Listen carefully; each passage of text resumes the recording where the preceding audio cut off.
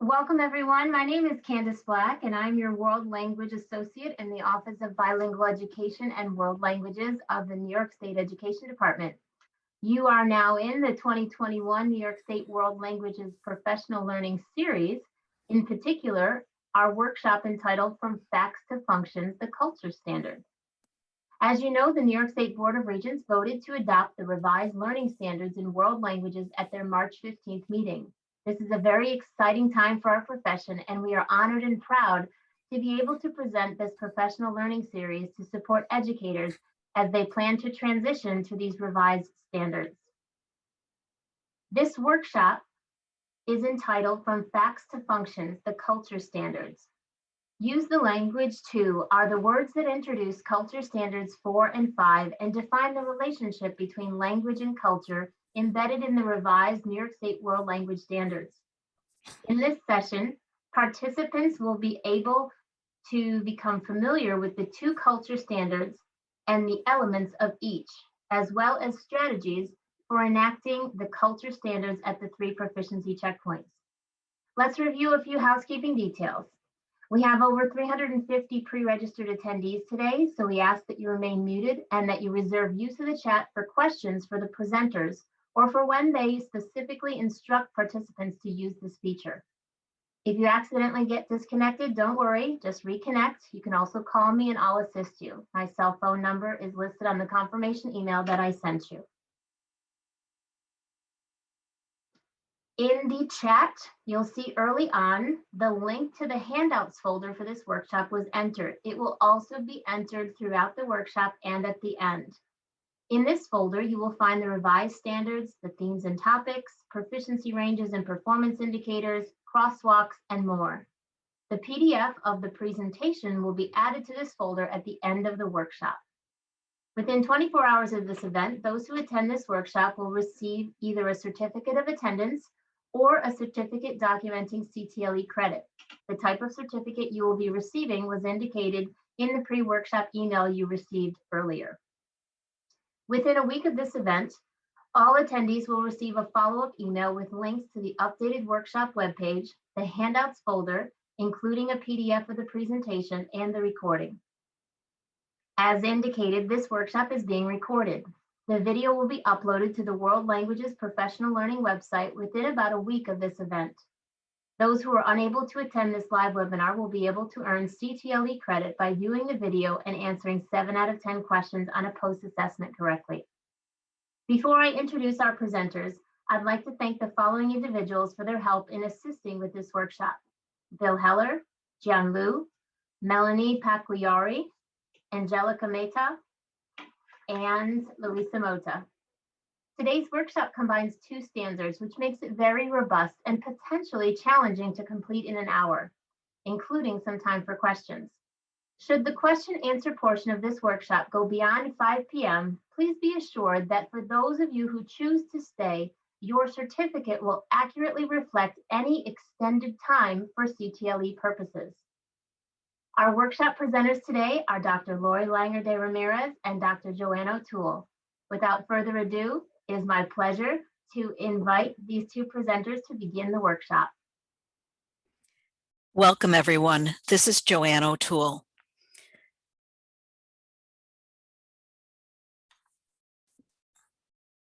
Lori, can you move that to the next slide? Thank you. So I want to start out by pointing out that this is the 7th of the workshops that have been offered by the Office of Bilingual Education and World Languages to support you in coming to know and prepare to adopt the revised New York State World Language Standards. And so if you didn't have the opportunity to view them, please know they're all archived on the State Ed website. The link is at the bottom of this slide. And again, these slides will be in the folder after today's session. I want to point out that we will be referring to information that was shared in those previous workshops in this workshop. We won't go into depth into those ideas. We'll just make reference to them. And so thinking ahead, we have today's workshop and then 2 more summer workshops scheduled, one July 21st, one August 11th. understanding checkpoint proficiency targets, and understanding performance indicators and can-do statements. You'll be able to register for these in the near future on the State Ed website. So we look forward to seeing you then. So again, the title of today's session is From Facts to Functions, the Culture Standards. I will be discussing Standard 4, and my colleague, Dr. Lori Lenger de Ramirez, will talk about Standard 5. And our 4 key webinar symbols, as Candy already mentioned, we ask that you stay muted. There will be points where we ask you to just think about something alone. There's no need to enter anything into the chat or to speak aloud. Just simply think. When we do put up the symbol for the chat box, please feel free to enter into the chat. And again, we ask you not to be chatting throughout the webinar. And then content that is shown in the slide that's in the folder will be represented by a little yellow folder. We have 4 goals for today's session. First, I can identify reasons for the culture standard shift from facts to functions. And that's a term made famous by Van Houten, Kuwait, and Fulkerson. I can interpret the wording of culture standards 4 and 5. I can explain the relationship between communication and culture standards. And finally, I can identify ways to meaningfully apply culture standards 4 and 5. And we will revisit these 4 goals at the end of today's session to give you the opportunity to reflect on your learning. So I want to start out by sharing a personal experience. What you see on the screen is my culture book from when I studied Spanish back in the early 70s. And you can see one of the chapters, Art, Music, and Science in Latin America, presented facts about these topics. And you'll even notice the facts were in English. Why was the focus on facts? Why was my teacher using this book? Because I was being assessed on part 4 of the New York State Regents. So here's question 43. El tango es un baile. The tango is a dance. What kind of dance? Argentinian, Mexican, Puerto Rican, or Chilean? Well, it's an Argentinian dance, and I believe I got this question right. So the focus was on facts. In 1986, our Modern Languages for Communication guidance from New York State added to that idea of facts. Facts are now referred to as knowledge, and beyond knowledge, appreciation, awareness, and understanding. And we continue to see these ideas in the 1996 standards that continued up until recently. However, the culture standards that we're presenting to you today do not emphasize facts, or at least they don't emphasize a focus on facts. Facts may be the starting place. Instead, they offer a rationale, or excuse me, they offer a shift from facts to functions. And where we get the rationale for that comes from our national world readiness standards for learning languages, which is what the inspiration was for the revised New York State World Language Standards. So I'd like to share a quote. The quote starts like this. Traditionally, culture appeared as notes on the page of a textbook, and the learner was more of a passive observer, like a traveler who only looks at another culture through the lens of his or her own. At the heart of the standards, which are the new standards that we're working with, is the attitude of being an explorer, using language to investigate, explain, and reflect on how perspectives are exhibited in the practices and products of a culture. And so these words, perspectives, practices, and products, are very key words in our revised New York State World Language Culture Standards. So here you have the opportunity to see the wording of the two culture standards. And again, the standards are in your folder, but we're going to take a deep dive right now into Standard 4. Standard 4 is entitled Relating Cultural Practices, Products, and Perspectives, and it states, learners use the target language to identify, describe, and explain the practices and products of the culture studied, as well as the cultural perspectives they suggest. So we're going to look more closely at what each of these words actually communicates. Starting with, learners use the target language. Are these the language skills? What language skills? What we have to remember is the language skills are embedded in each of our 3 communication standards. Standard 1, interpretive communication. Standard 2, interpersonal communication. And Standard 3, presentational communication. In other words, the culture standards are intended to be carried out using the target language in any or all of the communication standards. Culture and language are not 2 separate entities. They are integrated in these standards. And again, here are your communication standards also in the folder.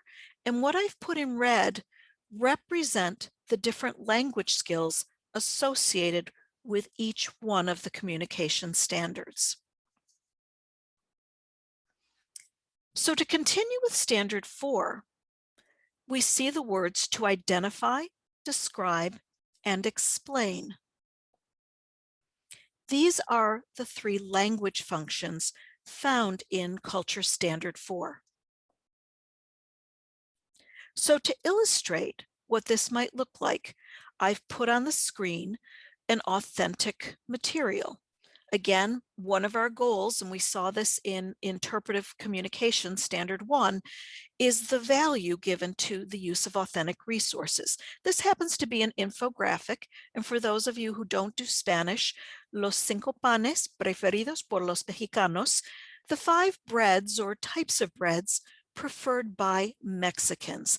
So this is an infographic about bread in Mexico, preferences, the prevalence of the different kinds of breads in different areas of Mexico, and even a little historical information.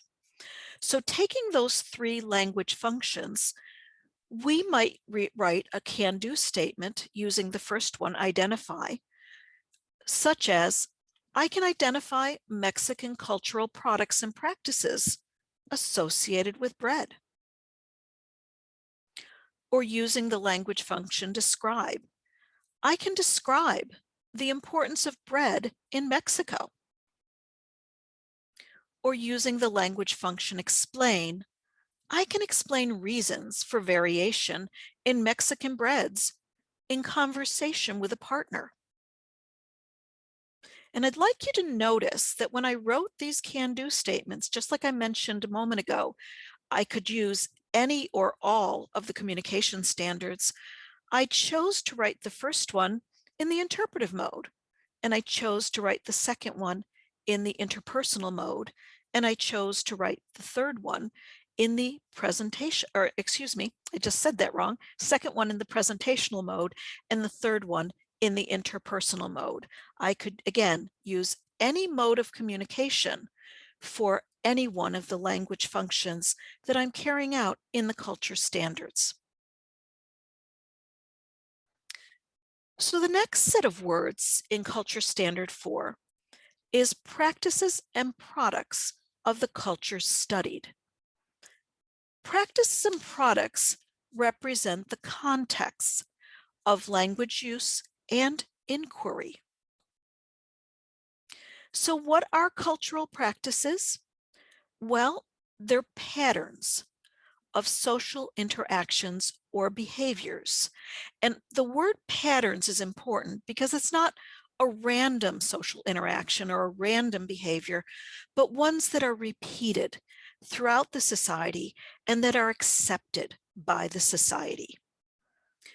Or another way to think about it is cultural practices are what to do when and where in a given target culture. And cultural practices can be more visible and they can be less visible. And I want you to look at the examples that I've provided you here and understand them as really representing two different continua, that more visible to less visible. So more visible, we can see greetings and leave taking, meal times and portion size, rites of passage, celebrations, work and leisure.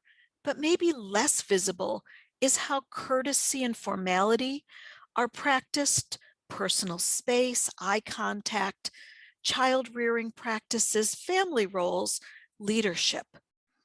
But I'd also like you to think about this in terms of a vertical continuum, because both sets of practices that I've included on this slide represent the continuum from less formal to more formal. So cultural practices can be more visible, less visible, more formal, and less formal. So what are cultural products? Well, they're items that are either required or justified by the underlying beliefs and values of a given culture. And they're incorporated into one or more cultural practices. In other words, cultural products don't exist in a vacuum. They have to be used in some way, and that use is a cultural practice.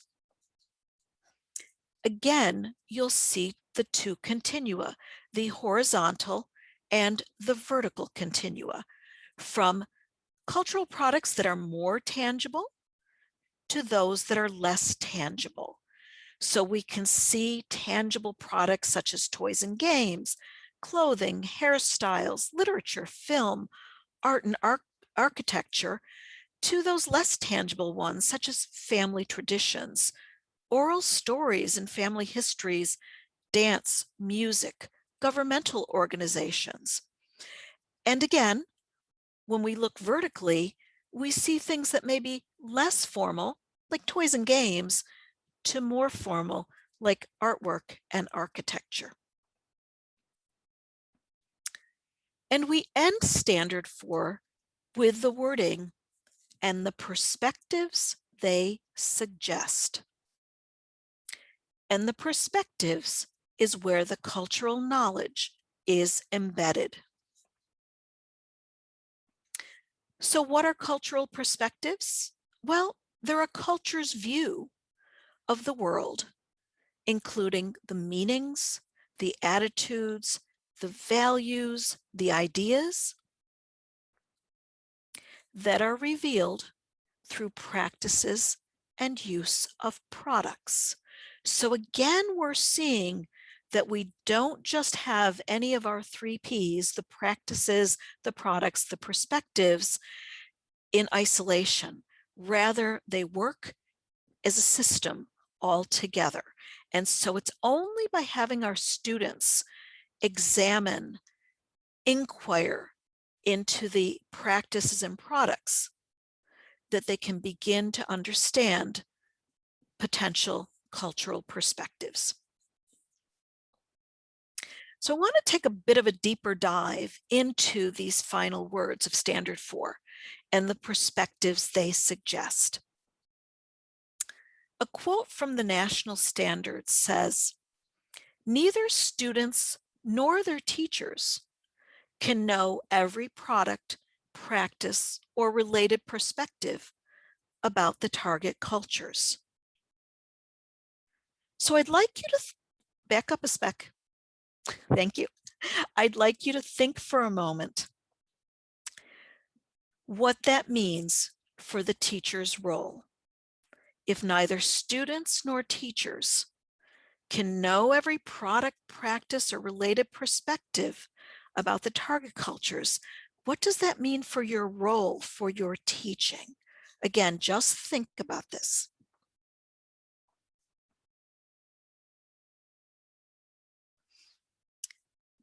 So let's take a look. The teacher's role is not to be an expert. As a matter of fact, it's because people felt with factual-based culture teaching that they had to be expert, that they were often hesitant to teach culture. But I don't know that. I haven't been to that target culture. How can I teach something I'm not an expert at? But you don't need to be an expert with the revised culture standards. Instead, teachers should be co-learners who facilitate collective inquiry. And by collective, I mean inquiry that you as the teacher are doing and that your students are doing, using culturally rich, authentic resources and inquiry-based learning tasks. So by selecting the appropriate text, whether that be audio, visual, multimedia, print, that's culturally rich and authentic, and designing tasks that are inquiry-based, we can look at the potential perspectives, but again, perspectives that are suggested. We don't have to be the experts. So as I mentioned a little bit ago, practices, products, and perspectives really work like a system. And the system is often represented in a triangle. And so we'll look again at our infographic about cinco panes. And what could this look like in terms of products, practices, and perspectives? Well, the products associated with this might be everyday breads, breads used for celebrating, and the many, many proverbs in Spanish, particularly Mexican Spanish, associated with bread. Again, an intangible product. Some of the practices our students might learn about would be the making of bread, serving bread, and the eating of bread. And then some of the perspectives potentially suggested by these products and practices are bread as a dietary staple. The infographic tells us that there's more than 1,000 different types of bread that are made and eaten throughout Mexico. Its heritage, its tradition, and part of that tradition is religious in nature, pan de vida, the bread of life. So again, many cultural perspectives that can be suggested through the products and practices, and our students would have access, and we would have access by working with an authentic, culturally rich resource, such as the one I'm showing here. I want to remind you also about the performance indicators, also in your folder, that have been created to go along with the revised standards. The performance indicators demonstrate for each one of the 5 revised standards. They articulate what we can expect our students to be able to do independently at each proficiency checkpoint at a given sublevel. And I want to point out to you that the 3 language functions, identify, describe, and explain, Laura, you can click, are associated with the different checkpoints. So we'll see at checkpoint A, the verb identify, the language function identify. At checkpoint B and moving into checkpoint C, describe, and then at the intermediate high level of checkpoint C, explain. It doesn't mean we can't have our checkpoint A students describe and explain. or our checkpoint B students explain. It's just that if we want our students to be able to carry out those additional language functions, we want to make sure that we are appropriately scaffolding that for our students. So before I conclude Standard 4, I want to give you 3 examples of what Standard 4 can look like applied at each of 3 checkpoints. And for those of you who attended the workshop on interpretive communication, these examples might look familiar because I decided to bring them back. So checkpoint A, in a unit on going to school, with a can-do statement, I can identify essential school supplies described in a Spanish newspaper article. I used the authentic resource, which was an article from El País, a newspaper in Spain, entitled School Supplies for the Return to School, 15 Essential Items for Students. And again, at checkpoint A, I'm focusing on identify. So my learning tasks might ask students to identify from this article which school supplies are identified as essential, and then have them sequence those school supplies by the importance they're given in the article. And what you can see in our 3 Ps triangle is that we have the products of school supplies and the practice of purchasing school supplies. And by reading about which ones are deemed essential by this Spanish newspaper article, students might glean perspectives that some school supplies are more essential than others. At checkpoint B, in a unit on sustainability, and with the can-do statement, I can infer the relationship between Costa Rican geography and identity based on currency images. The authentic resource that I would have my students view would be colones, which is the Costa Rican currency. And you'll see on the bills that they represent geographic images.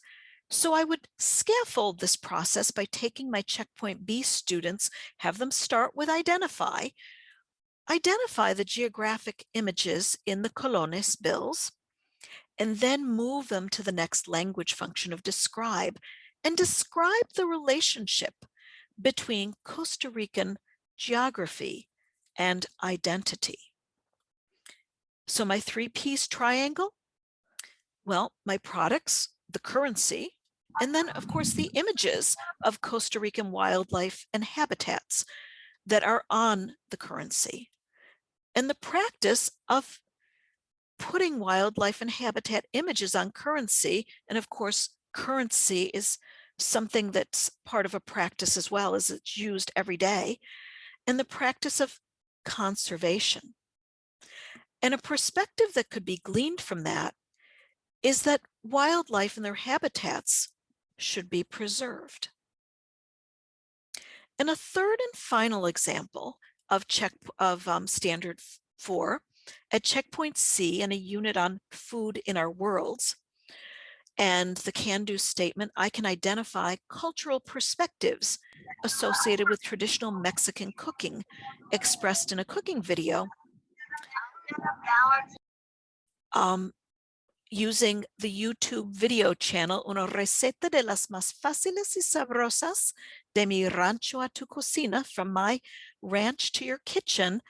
My checkpoint C students might start with identify, again, scaffolding, identify characteristics of Mexican traditional cooking as seen in this YouTube cooking video, and then move them to describe the value given to Mexican traditional cooking, because the chef and her granddaughter describe it in the video, and then explain why traditional cooking persists in Mexico. And again, our 3 Ps triangle, products, well, that there are specific and fresh ingredients that must be used, and traditional cooking tools and practices, the use of specific fresh ingredients and the use of traditional cooking tools and processes. And from that, students can potentially glean perspectives that specific fresh ingredients cooked with traditional tools and processes are the most flavorful. So that's my overview and deep dive into Culture Standard 4. And now I will turn it over to Lori to walk you through Standard 5. Thank you so much, Joanne. That was fantastic. And indeed, these two standards are very much interwoven. And so hopefully you'll start to see that as you see some of the examples that we go over in Standard 5, cultural comparisons. So I'll start by reading just the standard in its entirety. Learners use the target language to compare the practices and products of the cultures studied and their own, meaning the student's own. So let's have a look and unpack that a little bit. Learners use the target language. Again, as Joanne mentioned, these are the language skills. So these two standards are not standalone. They're not meant to be divorced from the use of language in class, and indeed our three communicative modes. So again, one of the main questions we get, and I think Joanne referenced this, is that culture can be tricky, can be complicated. Is this done in the target language?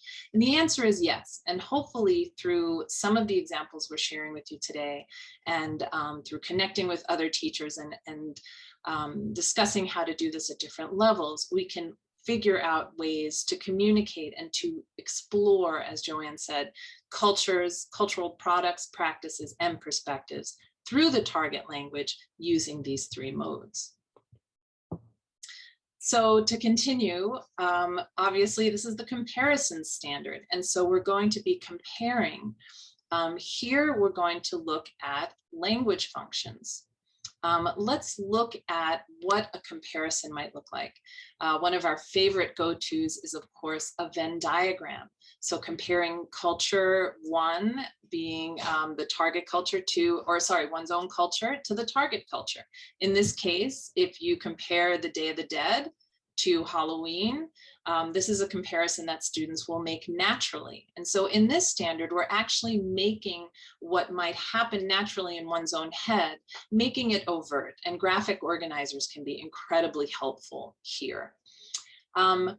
Another idea for comparing, I'd like to share this one with you, is looking at alphabet posters.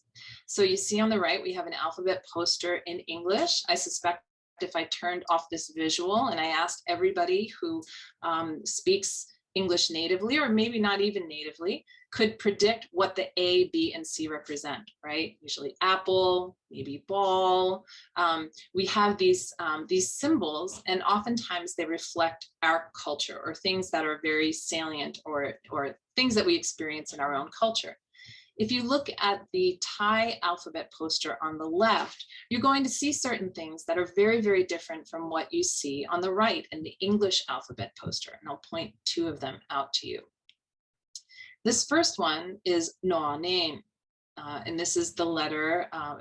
Nain is the letter. Is a novice monk, and so all of the letters in this Thai alphabet on these posters begin with the letter, and then they have after it something that would remind you of the letter, much like we would say A is for apple. And so specifically here, we're looking at a novice monk, which is very culturally connected and laden. And so it's a wonderfully rich resource for comparing our culture to another. Here's another example. This is a queen. She is specifically a queen from the Ramayana, which is a Hindu epic story. And so you see a lot of connections, in this case, religious connections, but there are cultural and patriotic connections. You can see a flag of Thailand there as well. So wonderful, rich resources, as simple as an alphabet poster, an alphabet book, can be rich with cultural references and help students to make those comparisons.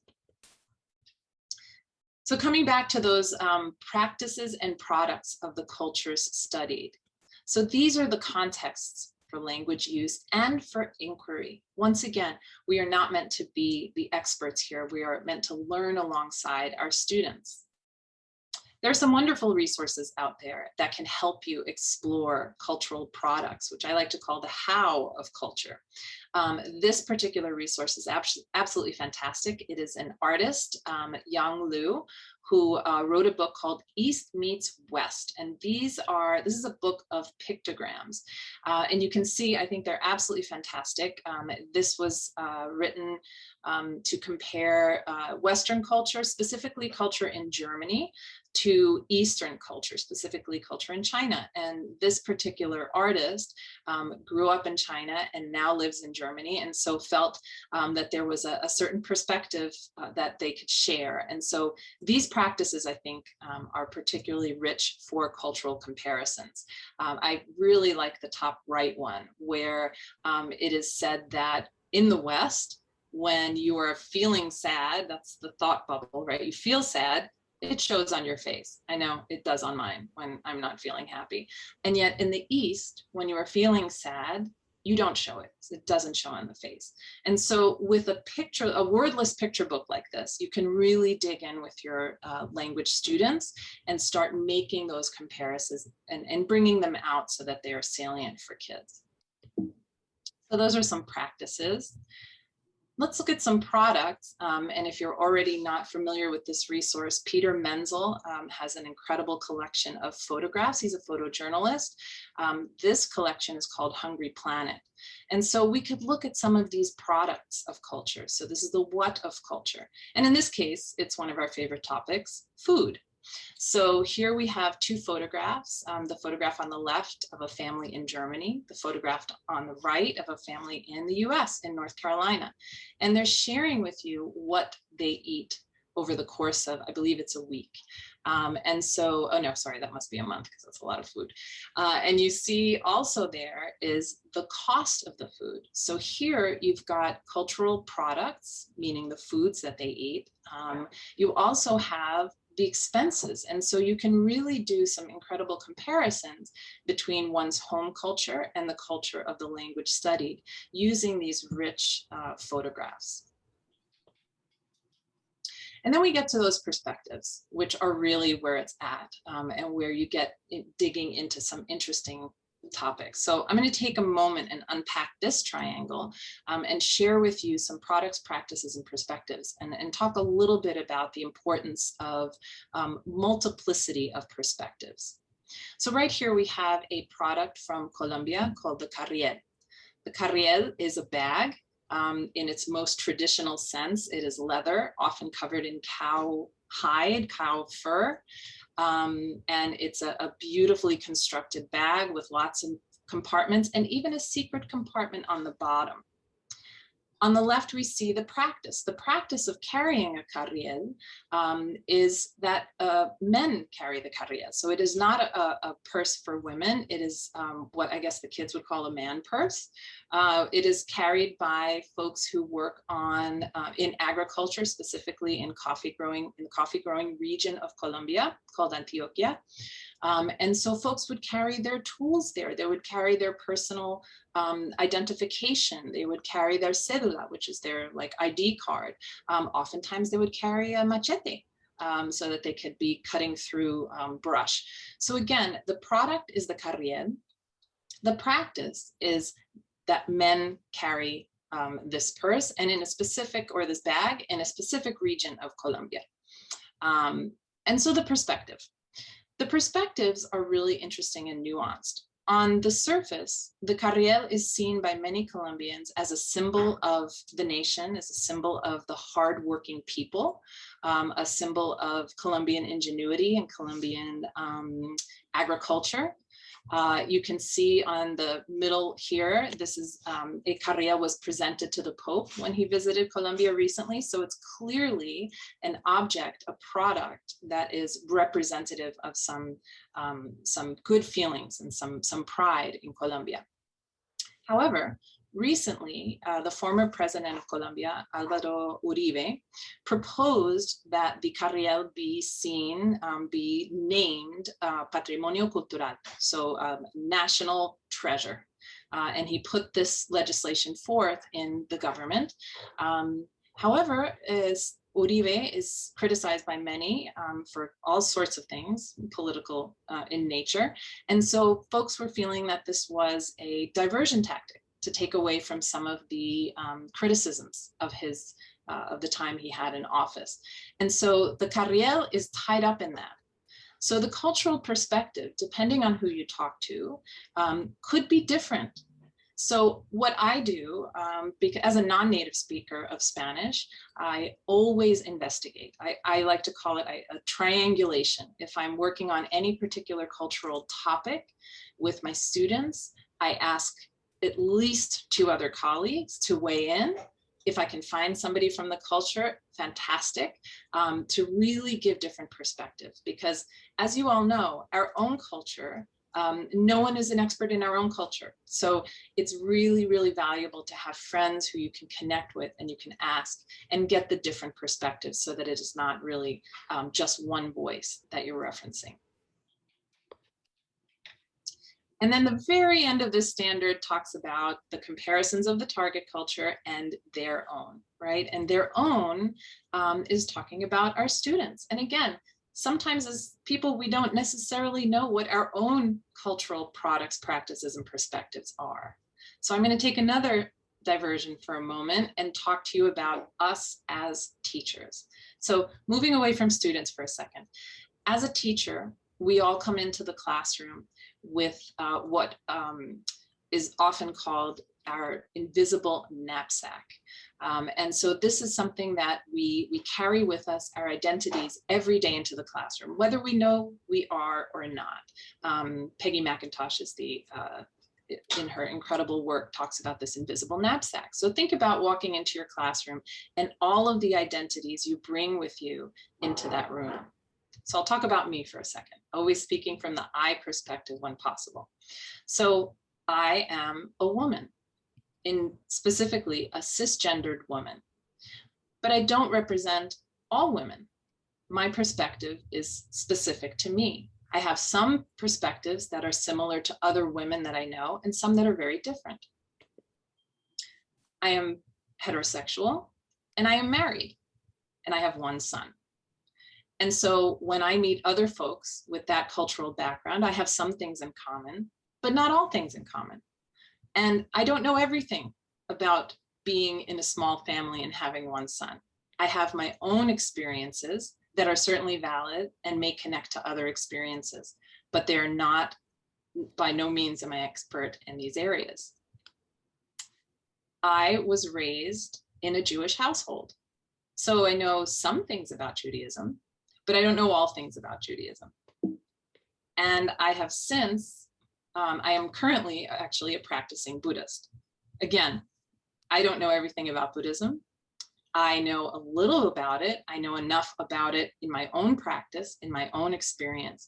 So my perspectives that I bring to religion are colored by these experiences, are influenced by these experiences. And notice we're only 3 identities in, but they're multiple identities, right? So I'm not only a woman when I walk into the classroom. I am not only a practicing Buddhist when I come into the classroom. These things connect, right? And then finally, let's just talk about regions and where we live, because that's something that really impacts as well. I grew up in New York. I specifically on Long Island, and I currently teach in New York City. So I know a lot about these different places, but I am not an expert. So when folks say to me, what's it like to live in New York? Or what is Long Island like? I have my perspective on what that is. And it could be very, very different from my colleague who also grew up on Long Island. So I'm sharing this with you to encourage you as teachers to just take that knapsack off for a minute, unpack it for yourselves, and be thinking about your own identities. It's also helpful to think about our kids having these multiple identities coming into the classroom and how they intersect. So again, none of these are single monolithic identities, but they do impact the way we look at other cultures and what we bring to that inquiry and that discussion. So I encourage you to do that. You can do that on your own, do it with a colleague you feel comfortable with, but it's a really valuable experience, and it'll help to explore the different cultures in our classroom in a deeper way. Okay, going back to materials. We love materials. I am a fanatic for infographics. I think they are incredible. These two infographics are really tailor-made for Standard 5.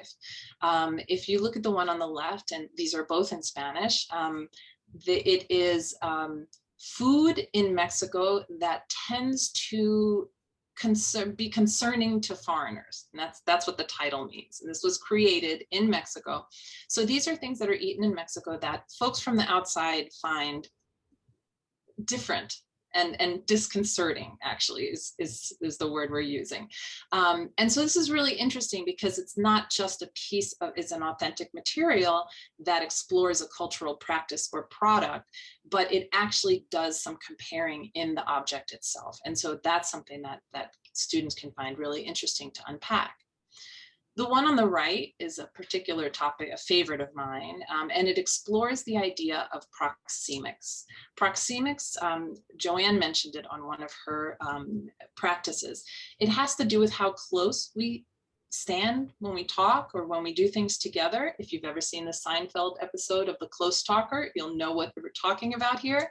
And this particular infographic, again, not just compares two cultures, but three, and the sense of personal space that is needed to be comfortable. And so that is a practice, a cultural practice that is really, really rich and ripe for exploration with students. So great to use materials like this for cultural comparisons. Before I finish my portion of the presentation, I'll share with you some examples for the 3 checkpoints. And this is checkpoint A, contemporary life, school life and education. Here are my beloved alphabet posters again. And notice here that we're not just isolating cultural comparisons. We begin by looking at standard 4, the culture standard, and we're looking at these two objects and identifying items that might be different or similar in these two items. We're going to describe the items on the list and relate them to possible cultural perspectives. And then students can create their own that represents their own school, and that's getting to the comparison because you're comparing it, this wonderful Thai poster to our own culture and what would represent our school or our class and how would we make those decisions. So very simple way of getting at those cultural comparisons, but notice they are connected to the culture standards. So standards 4 and 5 kind of move seamlessly into each other. And notice that these are all done in the target language using the 3 modes of communication. For checkpoint B, contemporary life, food and meal taking, we have those wonderful images from Peter Menzel again. Students will identify foods that each family purchases and consumes, compare the information from the readings with a partner, and also compare your own food consumption and expenses. And then describe the relationship between consumption and access to affordable, healthy foods. So this can go into, again, that inquiry where students are exploring and that you're not meant to know everything, but you're exploring right along with them. And then finally, for checkpoint C, identity and social relationships and family and social relationships, we identify the differences in proxemics between different cultures. We can identify local perspectives on personal space. And then I love the idea of describing local preferences by writing a handbook for your own culture. Maybe your particular culture, your school has some ideas about how close people should be when they talk or what's comfortable. And that's where students can really make those connections. So to revisit today's goals, I can identify reasons for the standards, for the culture standard shift from facts to functions. I can interpret the wording of culture standards 4 and 5. I can explain the relationship between communication and culture standards. And I can identify ways to meaningfully apply culture standards 4 and 5.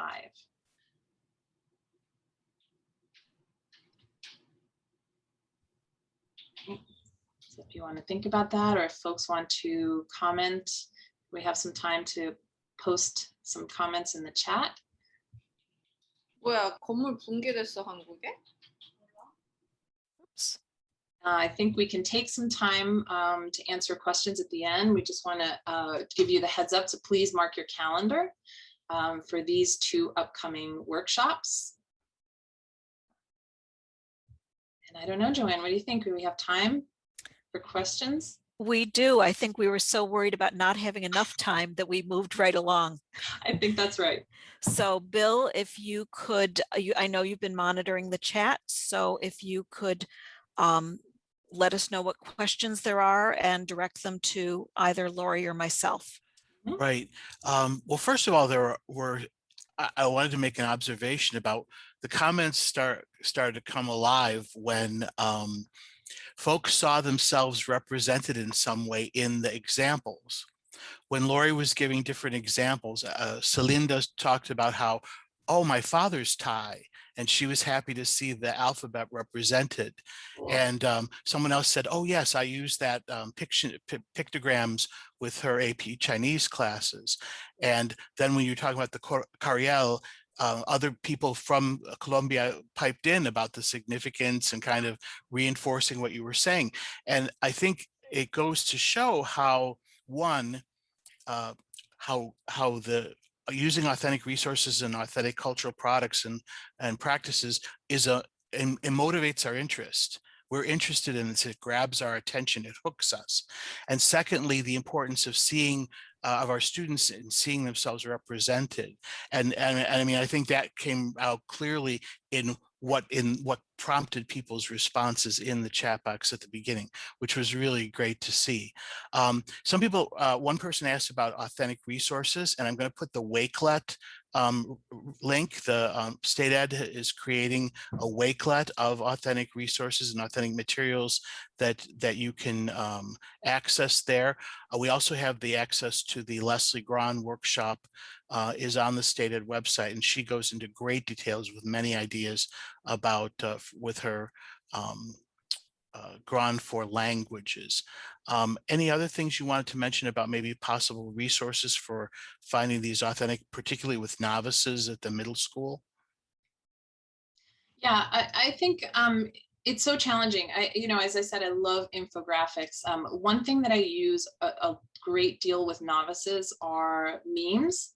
And my son will yell at me as to what exactly a meme is or whether it's funny or not. But I use very, very simple images with a funny line, or sometimes wordplay can be really good to use with kids. And culture will come through these memes, especially if they come from in the target language from the target culture. So you can find these. I actually get a lot of them through some of the boards on Facebook, through colleagues. Sharing is caring. And so all you have to do is put a post out or put a request out on FL Teach, or I love to crowdsource. So finding these materials are fantastic. I also think that curating them and keeping them in a place where you can access them easily is great. So I have folders that are specifically memes for novice learners. I have folders that are memes on a particular theme, right? And so once you find these things, grab them, keep them, organize them, but that it's the relationship between the image and a little bit of text. So nice image, little bit of text, and that makes it more accessible to novice students. But you can get a lot of wear out of them, and some really good cultural information from them as well. Thanks. Are you seeing any other questions, Joanne, as you were looking at the? Oh, I was Candy. counting on you to monitor it. Oh, I have been. Candy, you see something else? Yes. Lori, would you put back the slide for the upcoming summer workshops? Ladies and gentlemen, keep in mind, you're going to get a PDF in the follow-up email from me, and it's going to contain this slide, but Lori's just going to put it up here so you can see. The other thing I highly encourage you to do is to bookmark the OBEWL professional learning page, which I included in the chat, and we'll have a transcript of the chat as well. And you will be able to register for these workshops very soon. We don't have pages up for these brand new workshops, but you do have on our website all the previous ones. Thank you, Lori. Sure. There were some comments of appreciation about the ideas of when you talked about the role, your different unpacking your knapsack and how critical that is. There were a couple affirmations of how that was significant. There was a question about, so what would, I mean, you gave us some ideas. How would a lesson plan, a whole lesson kind of work together? Do either of you have some kind of, you know, tips or frameworks for what a lesson plan would look like incorporating some of these things? So I'll start by saying that when we're using these standards, culture is the context for communication. So we want to have input, and the input in terms of cultural resources that our students are viewing, that they're reading, that they're listening to, that then gives them something to be communicating about, output, which is our moving us from the interpretive communication to the interpersonal and presentational communication. So I don't see this as separate or a separate special lesson, but rather the context for what we're teaching. Lori, I will agree wholeheartedly with that. I love that Joanne shared with you this old textbook that had culture, right, separate. I have that exact memory from 7th, 8th, 9th grade textbooks with what they called at the time the culture capsule. And I remember it was actually a banded strip in the textbook at the end of a unit. It was always in English and it was always outdated. I remember learning that in Spain, young girls are always chaperoned by an older woman. I mean, this was in the 80s, but you know, that wasn't happening. I don't know when that happened, but this is what I learned. And it was separate, and my teacher saved it to the end of our unit as, you know, okay, we've done all the real work of language. Now we'll just give you some culture. And it was completely, it sent the message that culture was secondary. It was an add-on. It was not important, right? As a young learner of Spanish at the time. As Joanne said, these ideas that we're sharing with you are not any different from ideas we shared with you in the 3 modes webinars. So these are the same thing. I'm a bargain shopper, so I love like a 2 for the price of 1. All of these standards sit right next to the other standards, right? They are not separate from, they are the learning. So if you could see it as culture being the vehicle through which we explore language and through which students work on grow their proficiency and really weave those modes together. So it's interpersonal speaking while about a cultural comparison. It's interpretive reading about cultural products and practices and perspectives. So they go hand in hand. So a lesson plan really would have a cultural theme, ideally, as a main theme, and you explore that cultural theme through these modes throughout the unit. So while you were talking, I was looking at some of the questions that were in the chat, and one person was asking about copyright. And so one of the things I hope you noticed when you saw the infographics and the authentic resources I included in this presentation is that I cited them. I had the URL from which I took the source. And so that's what I would say is that, you know, copyright allows teachers to use resources for educational purposes, but we want to make sure that we're always giving credit to the source. Is there anything either of you want to add in terms of copyright? No, I think citing the source is good modeling for our students as well as, but it also is, I think that's the extent of covering us as far as fair use goes in the instructional setting. We're not, you know, making money off of these materials. We're not selling commercial materials and so forth, where royalties would be necessarily necessary. But these fall under the fair usage, but citation as kind of a good scholarly practice is important. Marisol has kind of a philosophical question that can relate to this. I think, you know, how can we lift up the cultural identities of all of our students? Any suggestions for, you know, how to weave that into what we're doing with our target cultures as well? Yeah, absolutely. And I think that comes in the design of some of these cultural comparison tasks that you might develop, right? So you're always trying to come to the student, whatever the student brings in that student's invisible knapsack, it needs to be brought into the classroom and valued, right? And so designing opportunities for students to share those identities is really important, because after all, what do we most want to speak about? We want to talk about ourselves and our identities. And as Bill mentioned, look at how excited folks get when they see something that really resonates with them and brings home their own identity. And so providing students with opportunities to view those windows to other cultures and mirrors, so that they're reflected in the curriculum. So really allowing them to make those connections. And as we said, you know, when we're comparing to our home cultures, plural, we all come from a multiplicity of cultures, as I tried to share with that one slide. And so allowing students to share what they feel is most salient, what they feel is they are comfortable sharing, and also trying to avoid calling on particular kids and having them have to represent whatever culture you feel might be the one that you want to talk about that day. Having it come from kids and giving them the opportunity to share what is salient to them at any given time. And that's a way to value their cultures and to bring them into the classroom. And I'll just add to that. I mean, it's very easy to say, you know, comparing X culture with US culture, as if US culture were one thing.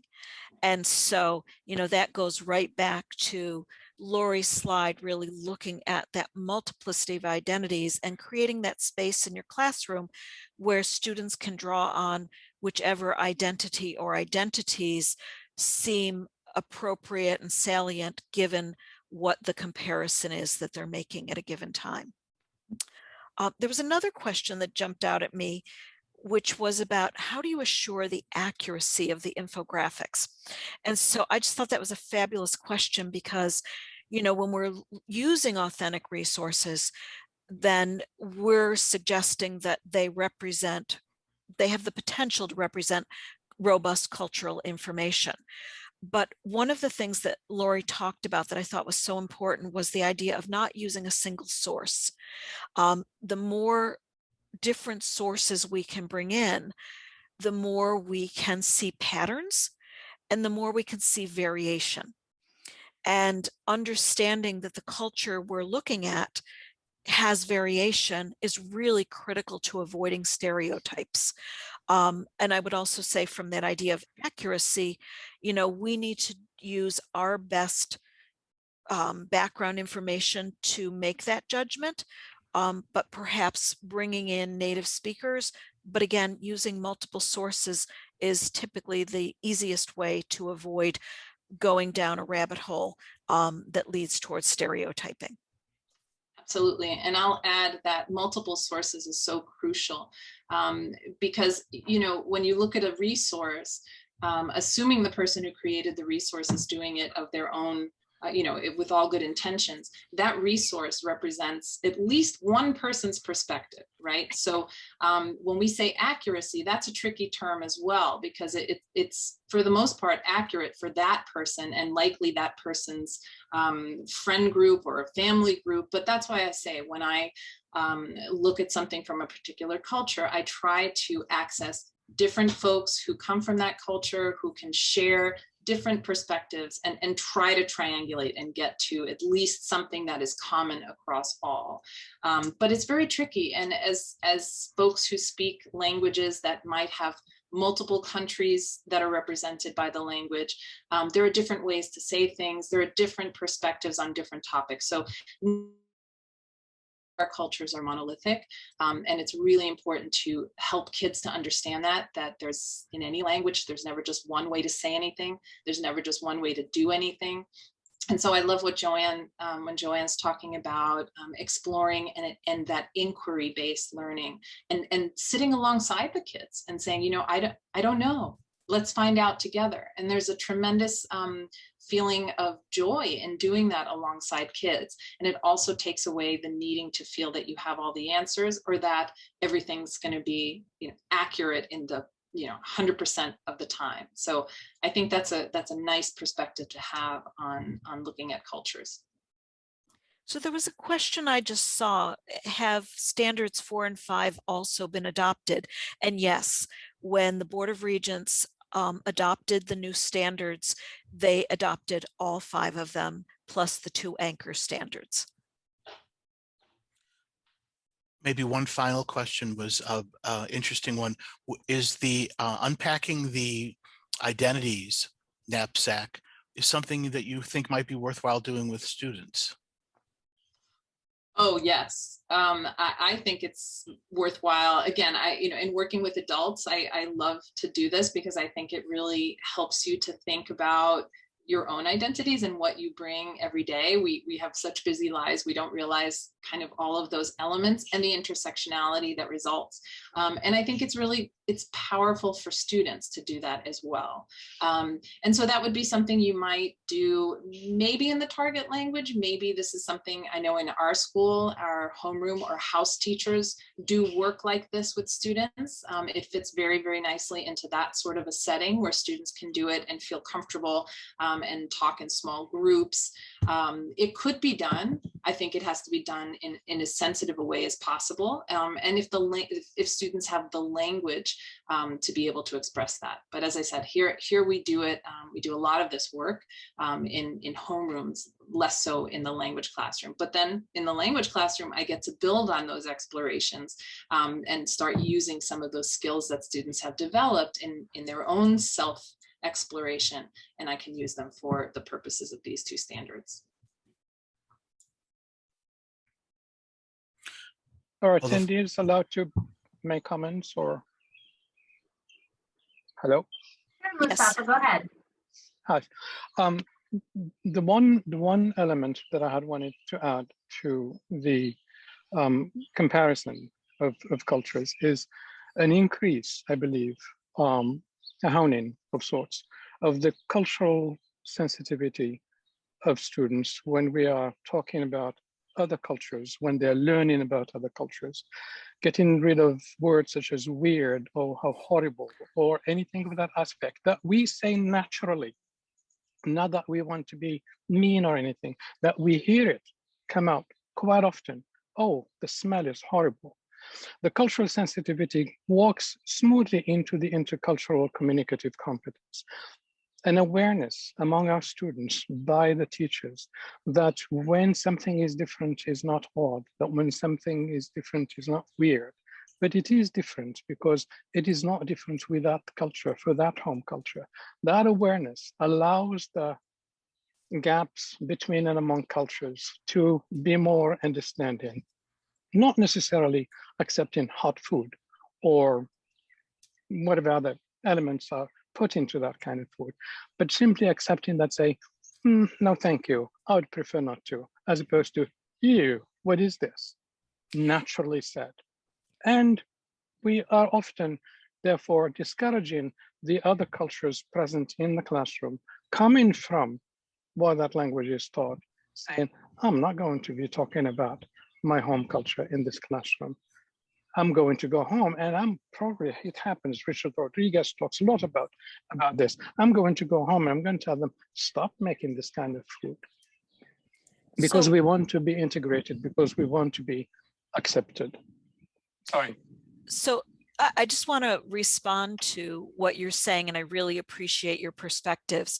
I think what you're talking about is exactly why all 3 P's in that triangle matter, because we can help our students understand that behind every cultural practice and every cultural product, there is a logic and there is a value, and that it's not for us to judge, but it's for us to explore what is the logic behind that.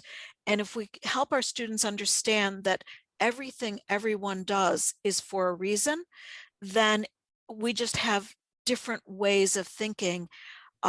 We have differences, as you pointed out, versus good and bad or judgmental sort of perspective. So getting at the logic, I think, is key.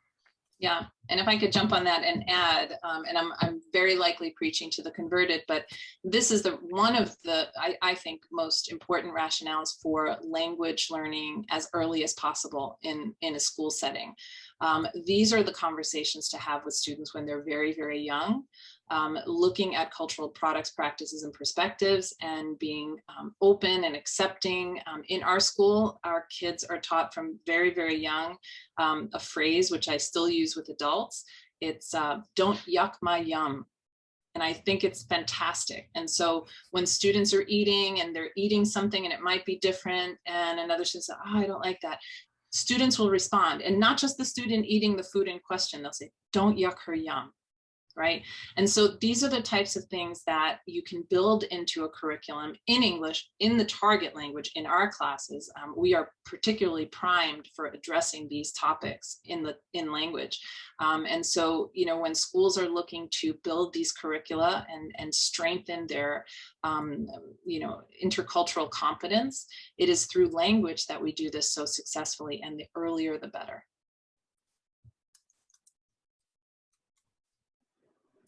Okay, well, I think this has been a wonderful workshop.